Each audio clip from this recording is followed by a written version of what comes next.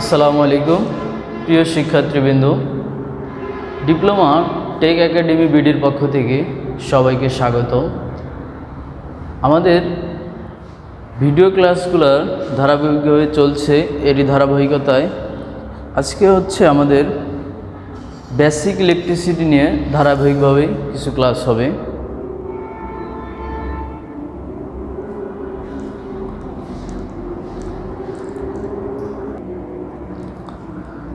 তাহলে আমরা শুরুতেই বেসিক ইলেকট্রিসিটির সাবজেক্ট কোড এবং মানবন্টন নিয়ে সংক্ষিপ্ত আলোচনা করি।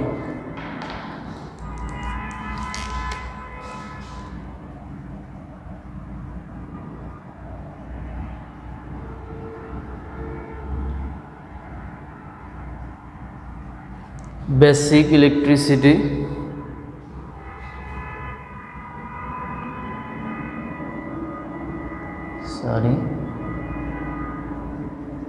সাবজেক্ট কোড হচ্ছে 26711। তাহলে সাবজেক্ট কোডটা আমরা একটু দেখি। প্রথমে হচ্ছে 26711। এটা হচ্ছে অনেকে জানি আবার অনেকে জানি না, তারপরে বলতেছি। এই প্রথম দ্বারা হচ্ছে 2022 প্রবিধান। আমরা যেহেতু 2022 প্রবিধানের স্টুডেন্ট, এই জন্য কি 2 দিয়ে আমাদের সাবজেক্ট কোডগুলো শুরু। 22 প্রবিধান।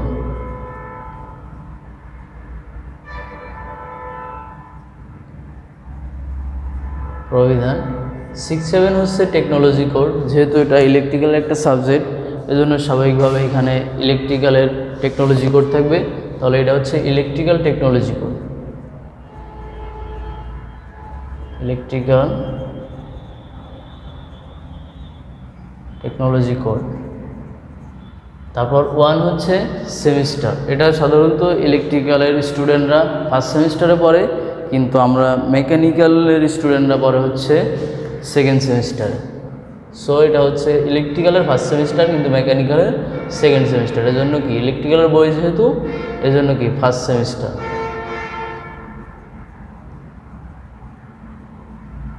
তারপর এটা হচ্ছে নাম্বার অফ বুক, মানে কি ডিপার্টমেন্টের বইগুলোর মধ্যে ফার্স্ট সেমিস্টারের এই সাবজেক্টটা 1 নম্বর একটা বই।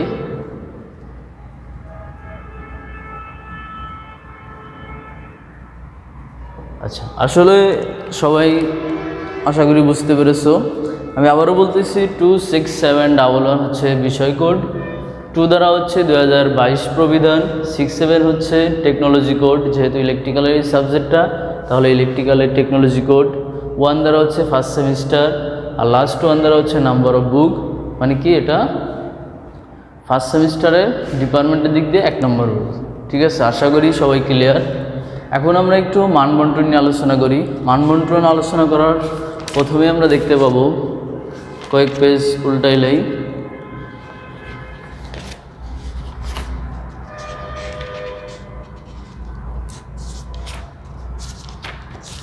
প্রত্যেকটা বইয়ে দেখবে এখানে লেখা আছে টিপিসি। কি লেখা আছে?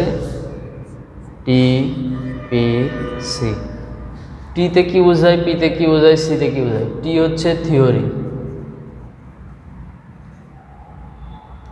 আর পি হচ্ছে প্র্যাকটিক্যাল। প্র্যাকটিক্যাল। সি হচ্ছে কি ক্রেডিট। ক্রেডিট। তাহলে প্রথমে টি হচ্ছে থিওরি। এখানে দেখো থিওরি কয়টা আছে? 3টা। পি কয়টা আছে? 3টা। সি আছে কয়টা? 4টা। তাহলে এখানে টি হচ্ছে থিওরি 3টা, তার মানে কি বোঝাচ্ছে? প্রতি সপ্তাহে 3টা থিওরি ক্লাস হবে। কয়টা? প্রতি সপ্তাহে 3টা থিওরি ক্লাস হবে। পি হচ্ছে 3, প্রতি সপ্তাহে 3টা প্র্যাকটিক্যাল ক্লাস হবে। কিন্তু আমরা থিওরি ক্লাসগুলো 45 মিনিট করে প্রতি সপ্তাহে 3টা ক্লাস নেব, কিন্তু প্র্যাকটিক্যাল ক্লাস 45 মিনিট করে 3টা ক্লাস একসাথে নেব। তার মানে কি সপ্তাহে 1 দিন প্র্যাকটিক্যাল ক্লাস হবে, যেটা কি 3 পিরিয়ডের হবে, আর থিওরি ক্লাস হবে 3টা, যেটা 45 মিনিট করে। আর ক্রেডিট কত? ক্রেডিট হচ্ছে 4। এটা জেনে রাখা জরুরি। 1 ক্রেডিট সমান হচ্ছে 50 মার্কস।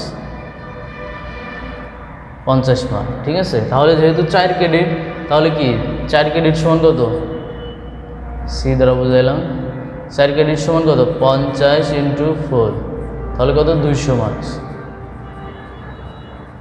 200 মার্কস। তাহলে এখন হচ্ছে আমাদের এই সাবজেক্টটা এক্সাম হবে থিওরি ফাইনাল। আচ্ছা, এখানে একটু আমি লিখি থিওরি ফাইনাল।